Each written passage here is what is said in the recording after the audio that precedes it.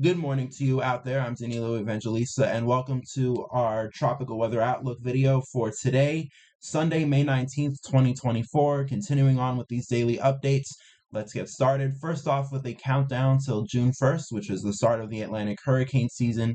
Technically, we're not in the start of the hurricane season in the Atlantic yet. We only begun officially in the Eastern Pacific. But of course, the National Hurricane Center is doing daily tropical weather bulletins for both the Eastern Pacific and Atlantic, which is why we're doing these daily updates.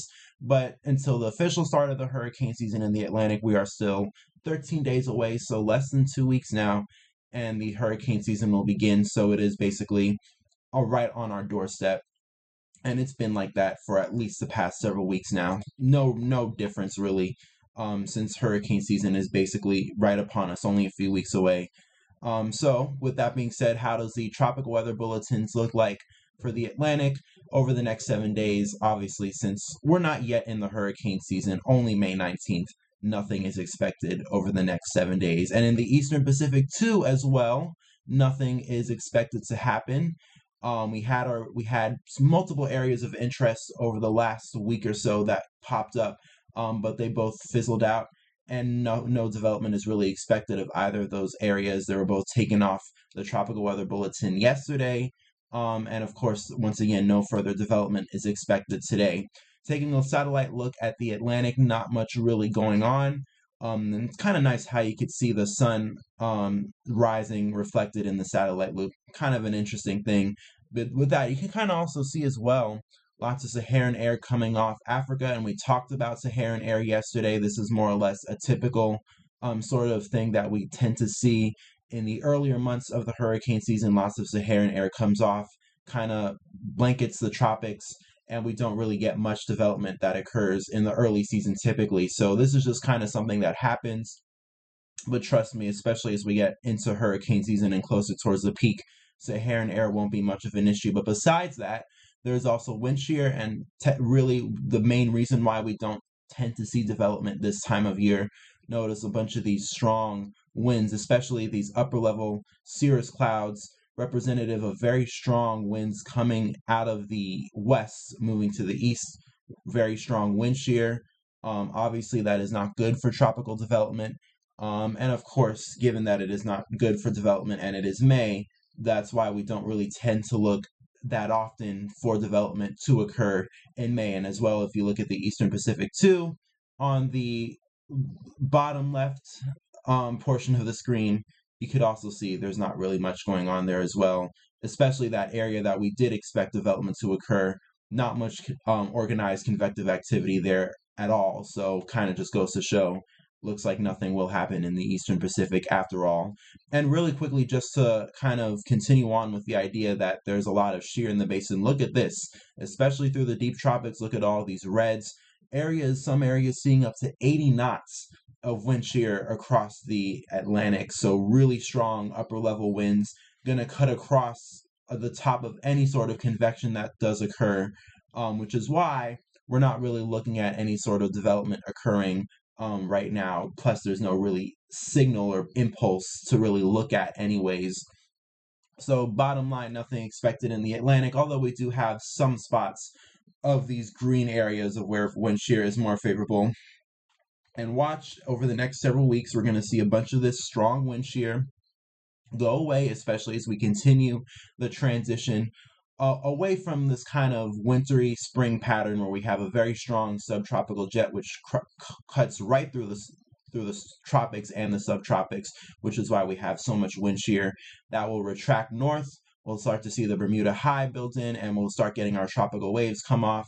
And of course, with that, we'll start to see a bunch of this wind shear decrease, and we'll start to see impulses of energy that we will watch for development. So right now, lots of wind shear. And of course, with that as well, as I mentioned before, no tropical waves yet, and you can kind of see that reflected in the 850 millibar vorticity. Not much of anything at all, really, in the deep tropics. Maybe some small energy down here to the south, but that is more associated with the ITCZ. And then once again in the Pacific, as I said, just a whole bunch of stretched out energy, nothing really concentrating, which is why the NHC is no longer monitoring the areas that they were monitoring in the Pacific. So it kind of just goes to show nothing is really expected right now, and it does look that way over the next week. And we could take a look at that on the models. First off, starting off with the Atlantic, and I thought today maybe we'll do a full shot of the Atlantic. And just to kind of give an idea of what you're looking at, this is the United States. These are the Caribbean islands, Hispaniola, Cuba, that's Puerto Rico, and then those are the Leeward Islands, and then this is Mexico, back down here to the west. And here's the Eastern Pacific Basin as well. And if we kind of take it out into time, next 72 hours, next 3 days, nothing really occurs. You could also see strong trade winds across the MDR, so no really room for much to occur right now. And then as we take it out into 120 days, not 120 days, 120 hours, I should say, 120 days will already be well into the hurricane season.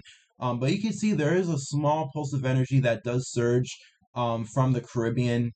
This does, as you can see, though, remain very broad, and there's also quite a bit of strong wind shear. I did take a look at this area with the upper level winds. There's a lot of strong wind shear over this, and plus the fact, if we just look at it on the models, it stays very strong. It's not like it tries to concentrate over this one specific area.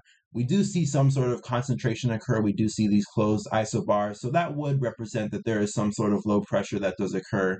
But you could just kind of see it remains broad, not very defined, and it kind of begins to fizzle out within a day or two that it pops up in the model. And then after that, nothing else occurs in the Atlantic. We're now at hour 168, 7 days out, which is how long the tropical weather bulletin goes for.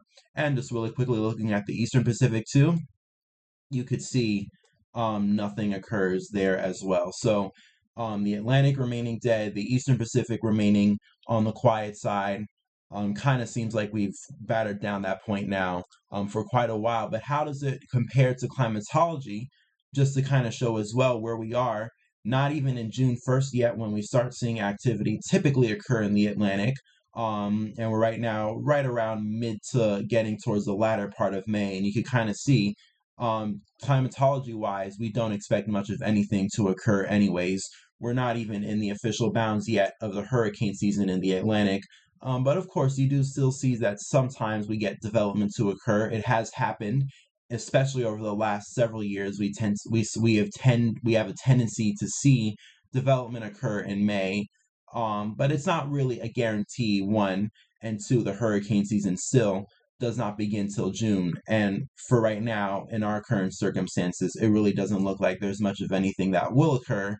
So right now, Atlantic is expected to remain quiet, and it really does remain on the low end side, even through June and right into July. And then obviously, once we start to see the peak, it really does not happen until late August and then into September when we really see the peak of activity occur in the Atlantic. So we still have ways away till the Atlantic really starts to get busy. Although the early season sometimes can be very active, it's happened in the past, especially in very notable years, which some of them are comparable to this year when it comes to how the setup is looking like.